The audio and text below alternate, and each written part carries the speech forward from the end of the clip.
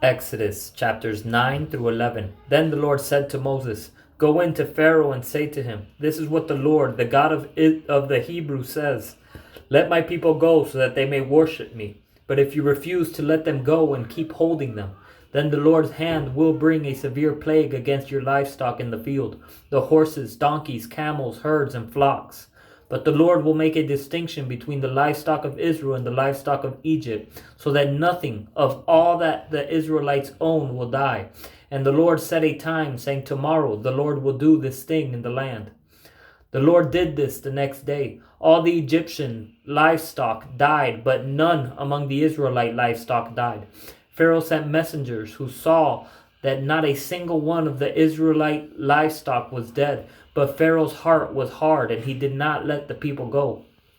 Then the Lord said to Moses and Aaron, 'Take handfuls of furnace soot,' and Moses is to throw it toward heaven in the sight of Pharaoh. It will become fine dust over the entire land of Egypt. It will become festering boils on people and animals throughout the land of Egypt." So they took furnace soot and stood before Pharaoh. Moses threw it up toward heaven. Moses threw it toward heaven, and it became festering boils on people and animals. The magicians could not stand before Moses because of the boils, for the boils were on the magicians as well as on all the Egyptians. The magicians could not stand before Moses because the boils, for the boils were on the magicians as well as on all the Egyptians. But the Lord hardened Pharaoh's heart, and he did not listen to them, as the Lord had told Moses. Then the Lord said to Moses, "Get up early in the morning and present yourself to Pharaoh. Tell him, 'This is what the Lord, the God of the Hebrews says. Let my people go so that they may worship me. For this time I am about to send all my plagues against you, your officials and your people. Then you will know there is no one like me on the whole earth. By now I could have stretched out my hand and struck you and your people with a plague, and you would have been obliterated from the earth. However, I have let you live for this purpose, to show you my power and to make my name known on the whole earth. You are still acting arrogantly against my people by not letting them go. Tomorrow at this time I will rain down the worst hail that has ever occurred in Egypt from the day it was founded until now. Therefore, give orders to bring your livestock and all that you have in the field into shelters. Every person and animal that is in the field and not brought inside will die when the hail falls on them." Those among Pharaoh's officials who feared the word of the Lord made their servants and livestock flee to shelters. But those who didn't take to heart the Lord's word left their servants and livestock in the field. Then the Lord said to Moses, "Stretch out your hand toward heaven, and let there be hail throughout the land of Egypt on people and animals, and every plant of the field in the land of Egypt." So Moses stretched out his staff toward heaven, and the Lord sent thunder, and hail, lightning struck the land, and the Lord rained hail on the land of Egypt. The hail with lightning flashing through it was so severe that nothing like it had occurred in the land of Egypt since it had become a nation. Throughout the land of Egypt, the hail struck down everything in the field, both people and animals. The hail beat down every plant of the field and shattered every tree in the field. The only place it didn't hail was in the land of Goshen, where the Israelites were. Pharaoh sent for Moses and Aaron. "I have sinned this time," he said to them. "The Lord is the righteous one, and I and my people are the guilty ones. Make an appeal to the Lord. There has been enough of God's thunder and hail. I will let you go. You don't need to stay any longer." Moses said to him, "When I have left the city, I will spread out my hands to the Lord. The thunder will cease, and there will be no more hail, so that you may know the earth belongs to the Lord. But as for you and your officials, I know that you still do not fear the Lord God. The flax and the barley were destroyed because the barley was ripe and the flax was budding. But the wheat and the spelt were not destroyed, since they are later crops." Moses left Pharaoh and the city and spread out his hands to the Lord. Then the thunder and hail ceased, and rain no longer poured down on the land. When Pharaoh saw that the rain, hail, and thunder had ceased, he sinned again and hardened his heart, he and his officials. So Pharaoh's heart was hard, and he did not let the Israelites go, as the Lord had said through Moses.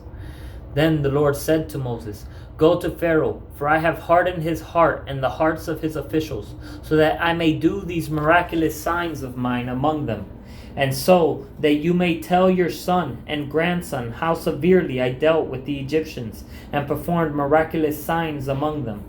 And you will know that I am the Lord."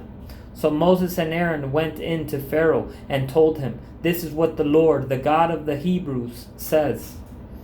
How long will you refuse to humble yourself before me? Let my people go, that they may worship me. But if you refuse to let my people go, then tomorrow I will bring locusts into your territory. They will cover the surface of the land so that no one will be able to see the land. They will eat the remainder left to you that escaped the hail. They will eat every tree you have growing in the fields. They will fill your houses, all your officials' houses, and the houses of all the Egyptians, something your fathers and grandfathers never saw since the time they occupied the land until today." Then he turned and left Pharaoh's presence. Pharaoh's officials asked him, "How long must this man be a snare to us? Let the men go, so that they may worship the Lord their God. Don't you realize yet that Egypt is devastated?" So Moses and Aaron were brought back to Pharaoh. "Go worship the Lord your God," Pharaoh said. "But exactly who will be going?" Moses replied, "We will go with our young and with our old. We will go with our sons and with our daughters, with our flocks and with our herds, because we must hold the Lord's festival." He said to them, "The Lord would have to be with you if I would ever let you and your families go. Look out, you're heading for trouble. No, go, just able-bodied men. Worship the Lord, since that's what you want." And they were driven from Pharaoh's presence. The Lord then said to Moses, "Stretch out your hand over the land of Egypt, and the locusts will come up over it and eat every plant in the land, everything that the hail left." So Moses stretched out his staff over the land of Egypt, and the Lord sent an east wind over the land all that day and through the night. By morning the east wind had brought in the locusts. The locusts went up over the entire land of Egypt and settled on the whole territory of Egypt. Never before had there been such a large number of locusts, and there never will be again. They covered the surface of the whole land so that the land was black, and they consumed all the plants on the ground and all the fruit on the trees that the hail had left. Nothing green was left on the trees or the plants in the field throughout the land of Egypt. Pharaoh urgently sent for Moses and Aaron and said, "I have sinned against the Lord your God and against you. Please forgive my sin once more and make an appeal to the Lord your God, so that he will just take this death away from me." Moses left Pharaoh's presence and appealed to the Lord. Then the Lord changed the wind to a strong west wind, and it carried off the locusts and blew them into the Red Sea. Not a single locust was left in all the territory of Egypt. But the Lord hardened Pharaoh's heart, and he did not let the Israelites go. Then the Lord said to Moses, "Stretch out your hand toward heaven, and there will be darkness over the land of Egypt, a darkness that can be felt." So Moses stretched out his hand toward heaven, and there was thick darkness throughout the land of Egypt for 3 days. One person could not see another, and for 3 days they did not move from where they were. Yet all the Israelites had light where they lived. Pharaoh summoned Moses and said, "Go, worship the Lord. Even your families may go with you. Only your flocks and herds must stay behind." Moses responded, "You must also let us have sacrifices and burnt offerings to prepare for the Lord our God. Even our livestock must go with us. Not a hoof will be left behind, because we will take some of them to worship the Lord our God. We will not know what we will use to worship the Lord until we get there." But the Lord hardened Pharaoh's heart, and he was unwilling to let them go. Pharaoh said to him, "Leave me. Make sure you never see my face again, for on the day you see my face you will die." "As you have said," Moses replied, "I will never see your face again."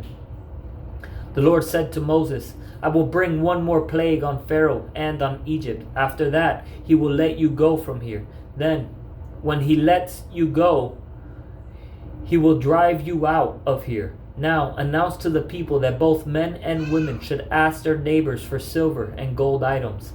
The Lord gave the people favor with the Egyptians. In addition, Moses himself was very highly regarded in the land of Egypt by Pharaoh's officials and the people. So Moses said, This is what the Lord says about midnight.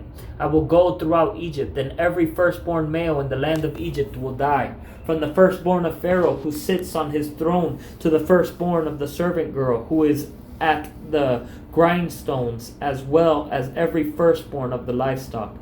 Then there will be a great cry of anguish through all the land of Egypt, as never was before or ever will be again. But against all the Israelites, whether people or animals, not even a dog will snarl, so that you may know that the Lord makes a distinction between Egypt and Israel. All these officials of yours will come down to me and bow before me, saying, Get out, you and all the people who follow you. After that I will get out. And he went out and from Pharaoh's presence, fiercely angry. The Lord said to Moses, Pharaoh will not listen to you, so that my wonders may be multiplied in the land of Egypt. Moses and Aaron did all these wonders before Pharaoh, but the Lord hardened Pharaoh's heart, and he would not let the Israelites go out of his land.